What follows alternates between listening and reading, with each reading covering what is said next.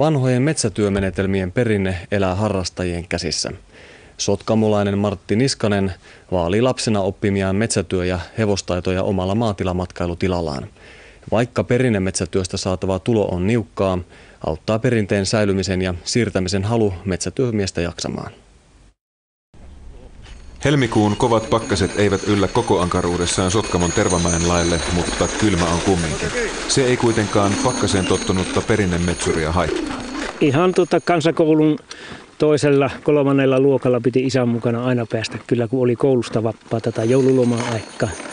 Niin ihan joka päivä kun isä oli metässä. Eikä pakkasta ollut niin paljon, että se olisi haitannut. Isä sanoi vain, että ei kun juokse, niin että kyllä sitä pysyy sulana ja näin sitä pysyy.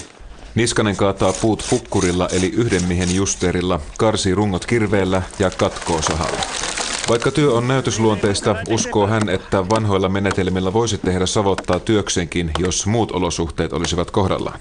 Kyllä minä uskon, jos olisi ne taksat niin kuin ne on ollut silloin ennen aikaan, että niillä on niin kuin ihmiset tullut toimeen ja saisi siihen syventyä, että ei olisi aikaa tehdä pitkiä päiviä, niin kyllä sillä ihan varmasti. Ja siihen roppa tottuisi taas näihin väliin. Niskasen kotitila ehti olla ilman hevosta 35 vuotta. Toissa vuonna entinen ravuri, suomenhevosruuna Pikkutillikka, sai kunnian ottaa roolin perinteen vaalimisessa Tervamäellä. Hevonen sopii metsätöihin etenkin herkissä metsäluontokohteissa.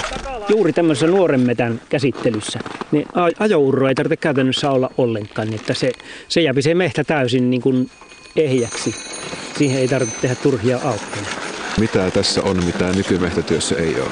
Luonnon kauneuteen ei niin kuin nykyisillä menetelmillä pysty niin kuin kiinnittämään huomiota. Ja sitten melu ja nämä kaikki tekijät, niin sehän muuttaa sen luonteen ihan täysin.